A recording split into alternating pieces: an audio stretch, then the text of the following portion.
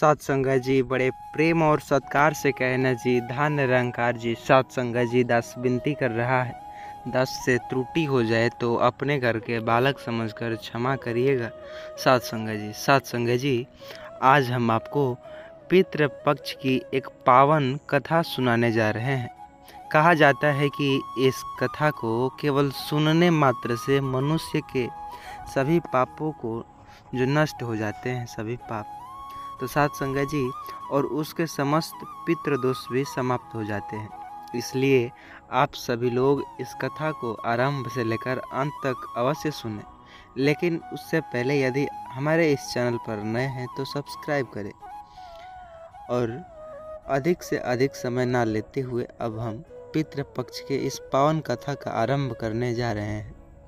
एक बार भगवान विष्णु जी और माता लक्ष्मी जी जो क्षीर सागर में शेषनाग की शैया पर विराजमान थे और विश्राम कर रहे थे, तभी अचानक आकाश मार्ग से गरुड़ जी उड़ते हुए भगवान विष्णु और माता लक्ष्मी के पास पहुंच जाते हैं, उनके समीप और रुक जाते हैं। तब भगवान विष्णु जी गरुड़ जी से कहते हैं, हे गरुड़, आज किस प्रयोजन से हमारे पास पधारे हो? क्या किसी विशेष कारणवश तुम आकाश मार्ग से शीघ्रता से उड़ते हुए हमारे समीप आ गए हो? चेहरे पर गंभीरता और नेत्रों में जिज्ञासा झलक रही है। अवश्य ही कोई जो गढ़ रहस्य अथवा महत्वपूर्ण विषय है जिसे कहने के लिए तुम यहाँ आए हो, अतः निसंकोच होकर अपने हृदय की बात हमें बताओ। यह सुनकर के गरुड़ जी भगवान विष्णु जी से कहते हैं, हे प्रभु, आज यहाँ आपके चरणों में एक अत्यंत गढ़ और महत्वपूर्ण प्रश्न लेकर आया हूँ। मेरा हृदय जानकर यह जानना चाहता है कि पितृपक्ष में पितरों की पूजा अर्चना और जो बोलते हैं ना, तर्पण करने से मनुष्य को कौन से फल प्राप्त होते हैं। लोग कहते हैं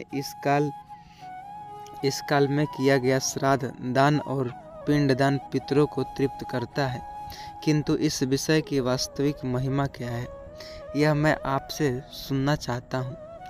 हे नाथ, इस पितृपक्ष में जब कोई मनुष्य श्रद्धा भाव से अपने पितरों का समर्पण करके उनके लिए अन्न जल दान अर्पित करता है, तो उसके पितरों की आत्मा जो किसी प्रकार शांति प्राप्त होती है।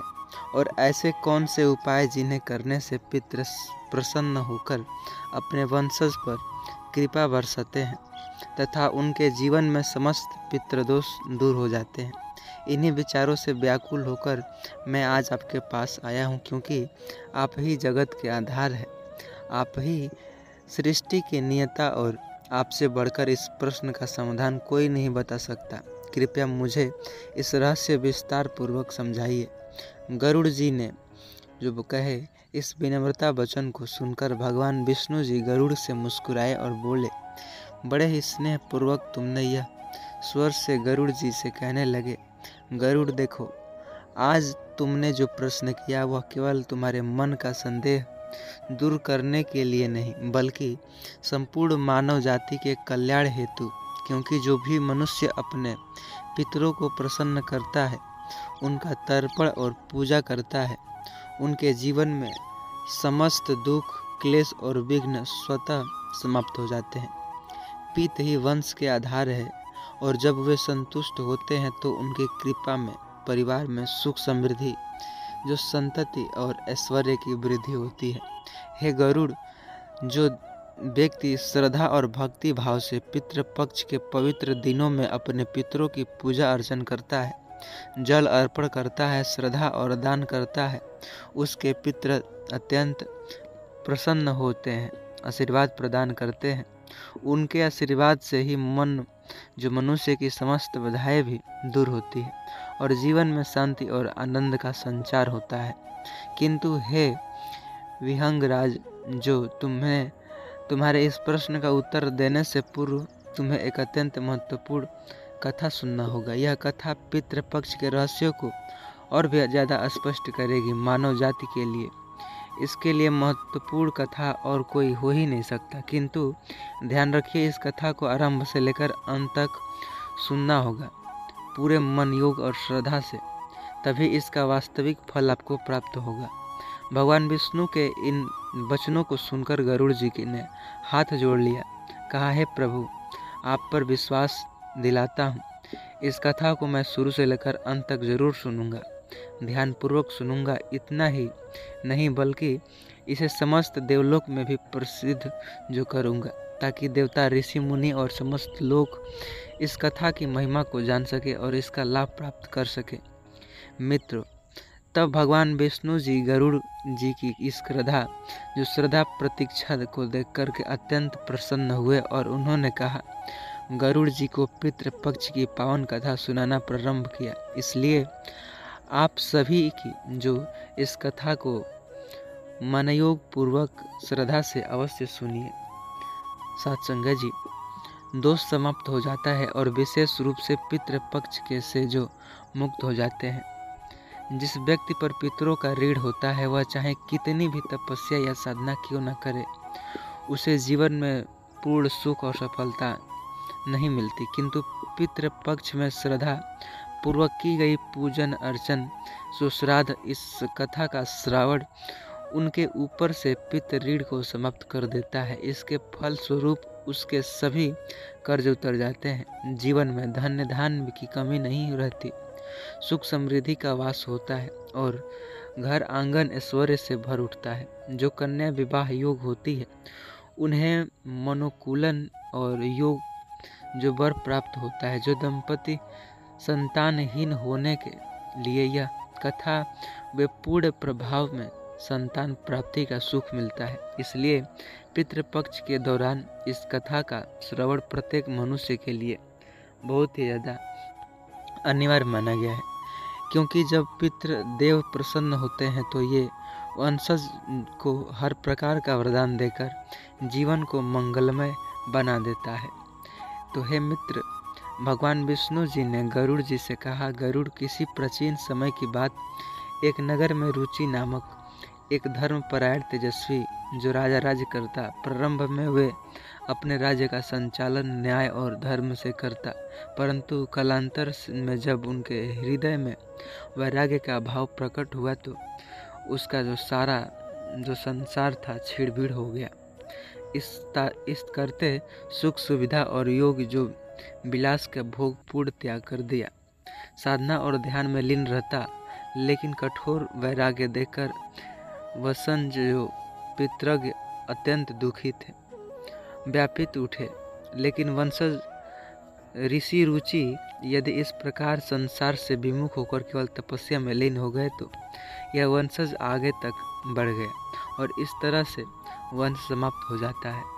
यह सोचकर मन में भय व्याप्त होता है। उन्होंने निश्चय किया कि हम स्वयं वंशज के पास जाकर उन्हें समस्या का हल निकालेंगे।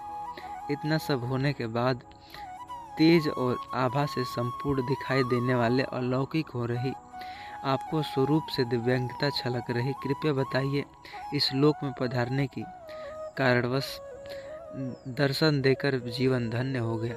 आश्चर्य, रहस्य और उद्देश्य छिपा है। ऋषियों के विनीत और वचनों ने सुनकर चारों दिव्य आत्मा जो वास्तविक में पितरों के स्नेह और मुस्कारी को अधिक मधुर बाड़ी को संभाल पाए। पुत्र रुचि, हम तुम्हारे पूर्वज, हम तुम्हारे कुल और पितरों के इस वैराग्य पूर्ण अर्चन को देखकर अत्यंत दुखी। इस प्रकार पूरा जो पितृपक्ष की कथा होते हैं। साथ संगत, चैनल पर नए होंगे सब्सक्राइब करिएगा, वीडियो को लाइक और प्यारा सा कमेंट अवश्य करिएगा। सत्संग जी, भारत की परंपरा अजीबो अजीब है। कहीं सिर्फ जितिया तो कहीं कुछ तो कहीं कुछ। सिर्फ त्योहार नहीं होती, ये मानव जीवन की आत्मा भी होती है। हर पर्व में छुपा होता है कर्तव्य का संदेश, विश्वास की शक्ति और धर्म का नियत।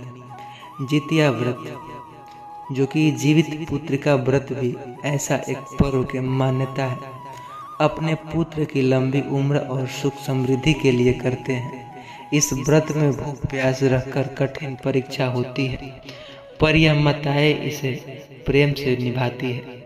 लेकिन इसके पीछे छिपी हुई एक अद्भुत कथा, सियारिन और चिलोर की कहानी। यह कहानी हर व्रती को जरूर सुननी चाहिए।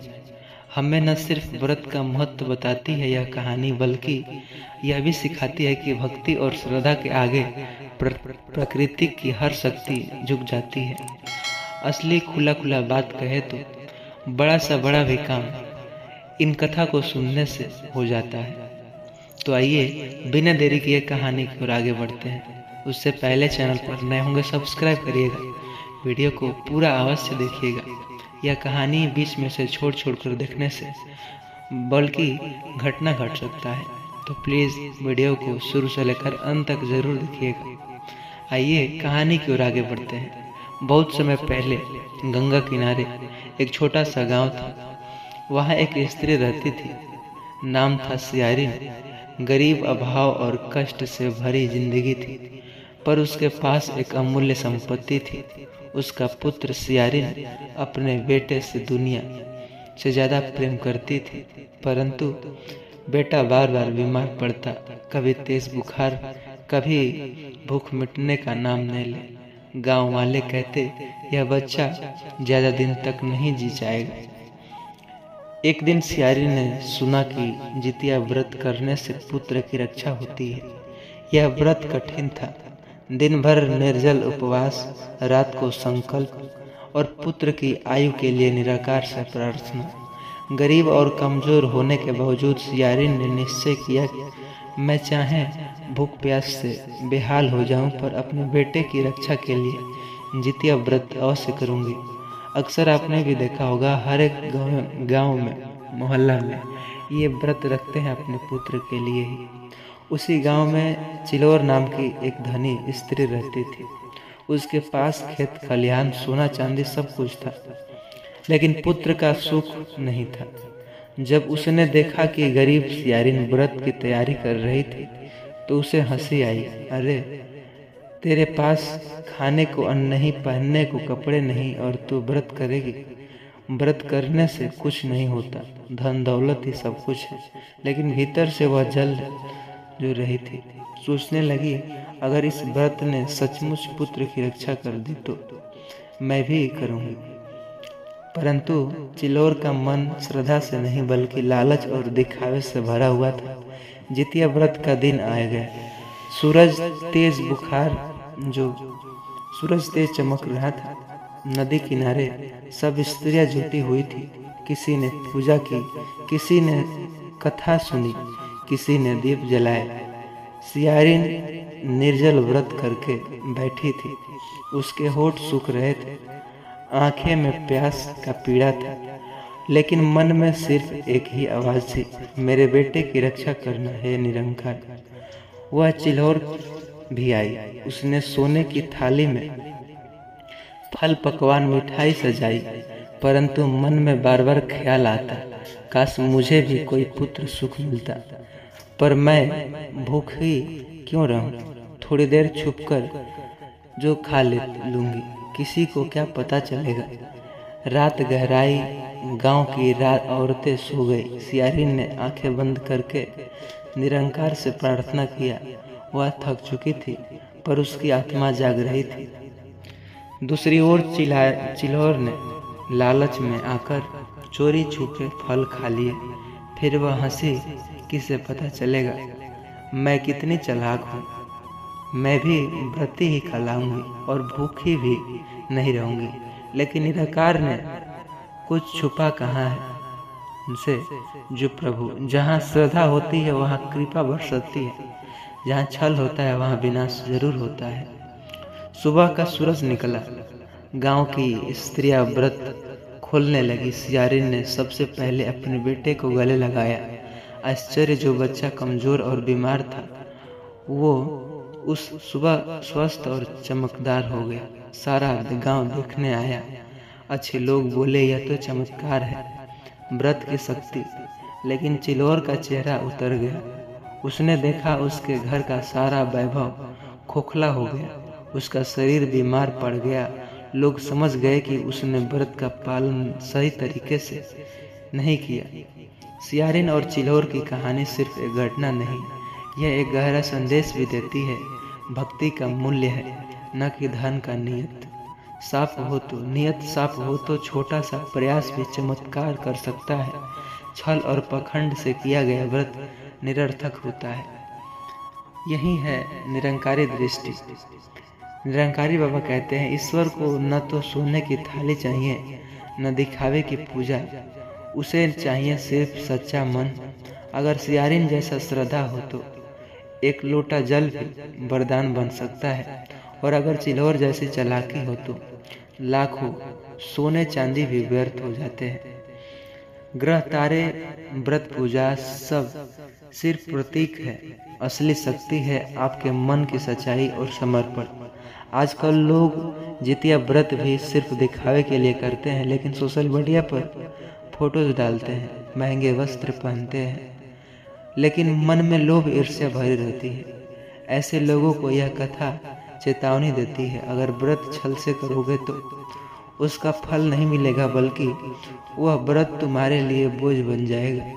सियारिन और चिल्होर की यह कथा हमें यह सिखाती है कि भक्ति और मातृत्व से ठीक है, जो कि शक्ति सबसे बड़ी है। निरंकार हमें हमेशा सच्चे मन वालों की रक्षा करता है। व्रत का अधूरा जो अर्थ भूरा रहना, बल्कि अपने मन को पवित्र करना। अंतिम संदेश यह देना चाहूँगा, जब आप जितिया व्रत करें तो यह याद रखें, नियत साफ रखें, निराकार को याद करें और अपने बच्चों के लिए सच्चे दिल से प्रार्थना करें। तभी यह व्रत सफल होगा और आपके जीवन में सुख समृद्धि होगी।